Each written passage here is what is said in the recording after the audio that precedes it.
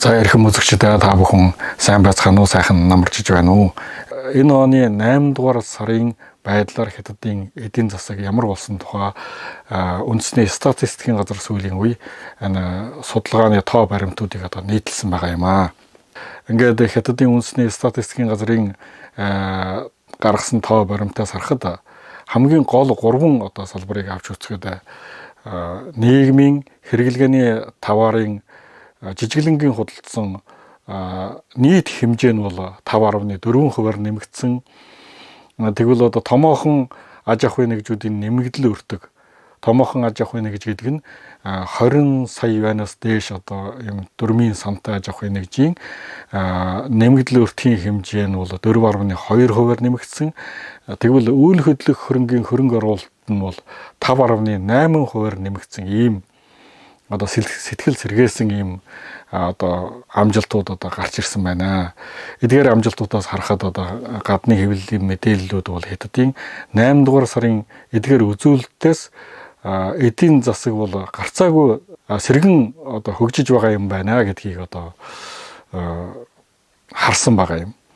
Ингээд Хятад улс бол одоо энэ дэлхийд дахины одоо эдрэн бодлын амтай байдал, энэ Орос Украины дайнг, за тэгвэл энэ дотооддоо цар тахалтай байгаа, тэгвэл энэ инфляц өсөж байгаа гэх мэтийн одоо ийм хүндхэн нөхцөлд бол ийм амжилтуудыг гаргаж байгаа нь ийм хүнд нөхцөлд Хятад улс нэг талаар халдвар хамгаалтыг одоо сайн хийж, нөгөө талаар эдийн засгийн үйлдвэрлэлд сэргээх ийм хоёр талыг одоо уялдуулж ажилласны маш тодорхой үр дүн гэж одоо хэлэх ёстой юм аа. Ингээд Хятадын үндэсний статистикийн газрын гаргасан тоо мэдээгээр 2013 оноос 2021 он боллохын 8 жилийн хугацаанд Хятад улс ганцаараа дэлхийн эдийн засгийн өсөлтөд дунджаар 40% хувь нэмрийг үзүүлсээр ирсэн байгаа юм. Ингээд та бүхэн бодоод үзтээ дэлхийд дахинд бол 200 гаруй улс орн байдаг. Ганцхан Хятад улс дэлхийн нийт эдийн засгийн өсөлтөд бол 40% хувь нэмэр оруулж байна гэдэг чинь үнэхээр одоо том хувь нэмэр байгаа нь одоо гарцаагүй байгаа юм аа. Хятадын ямар салбарууд яаж нэмэгдэж байгаа тухай бодиттойгоор та бүхэндээ бас жишээ хүргэе гэж бодож байна. Жишээлхэд одоо Хятадын энэ саяхан өнгөрсөн одоо тэргэл сарны баяр гэж энэ баярын үеэр Хятадын энэ автомашины зах зээл одоо асар ихээр одоо нэмэгдсэн, их хөгжинтэй байсан нь бол одоо хэрэглэгчдийн худалдан авах чадвар нэмэгдсэнийг одоо маш тодорхой харуулж байгаа юм аа. Энэ баярын хугацаанд бол Хятадын автомашины борлуулалтын хэмжээ бол 39%-аар нэмэгдсэн. Өнгөрсөн оны мөн үеэс бараг 40% гэсэн үг. За тэгээд энэ салбарын нэмэгдэл өртгийн хэмжээ бол 30% гарыгаар нэмэгдсэн.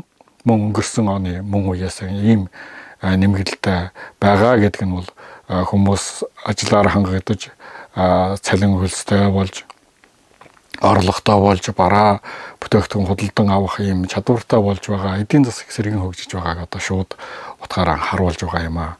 Үүнээс гадна одоо Хятадын бас нэг онцгой одоо бараа бүтээгдэхүүн бол энэ нарны энергийн батарей, нарны энергийн зайч гэж хэлдэг.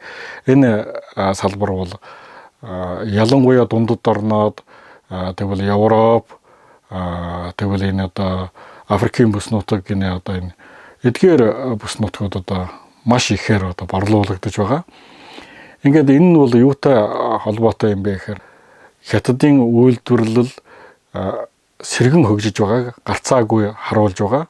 Нөгөө талаар Хятадын одоо эдгээр бүтээгдэхүүн бол дэлхийн нүүрс зөрөгчийг бууруулах, нүүрс зөрөгчгөө хөгжих ногоон хөгжлийн хандшид одоо нийцэж одоо бүтээгдэхүүнээ үйлдвэрлэж гадаадад гаргаж байгаа бас одоо харуулж байгаа юм аа. Ингээд Хятадын нарны энергийн энэ батарей экспортлсон хэмжээ бол 21.6%-аар одоо өснө нэмэгдсэн ийм үзүүлэлттэй байгаа юм аа.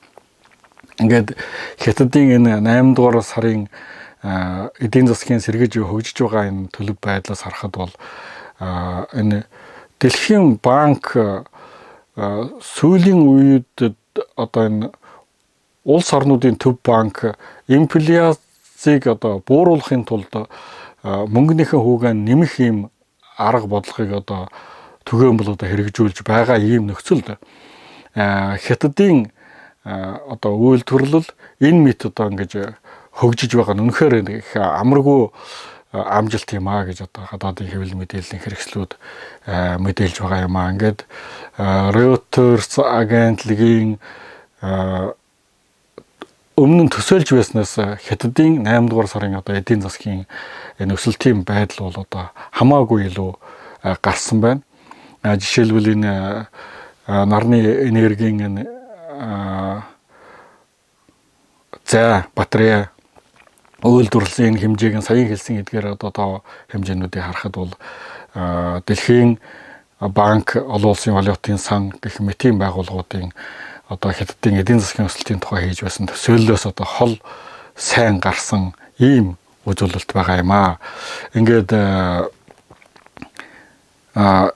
хятадын засгийн газар одоо энэ эдийн засгийн өсөлтийг одоо нэмэгдүүлэхийн тулд одоо ямар арга хэмжээ авсныг одоо түрүүн та бүхэнд танилцуулсан. Жишээлбэл ажлаар хангахыг дэмжиж ажлаар хангасан аж ахуйн нэгжүүдэд одоо энэ татврын хөнгөлөлт үзүүлэх, тэгвэл одоо ажлаар хангагдаж байгаа хүмүүст бол тусгай нөхөр олгох, чөлөөт ажил төрөл сонгож хийж байгаа хүмүүст бас тусад нь нөхөр олгох гэх мэтийн ажлаар хангахыг дэмжих юм бодлого хэрэгжүүлсэн.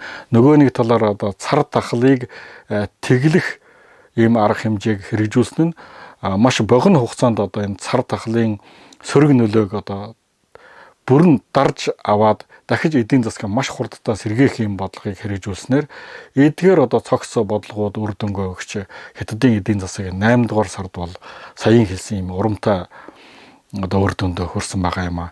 Энэ нь бол цаашид одоо үлдсэн оны сүүлч болтлох эдгээр хугацаанд бол хятадын эдийн засаг нэлээд нэмэгдэлтэй маш сайхан үр дүнтэй болох юм чиглэлийг хангаж дэлхийд дахинд хятадын одоо эдийн засаг бол одоо энэ итгэл найдвар тийм өсөлтийн хүсэл эрмэлзлийг одоо хангаж байгаа юм аа.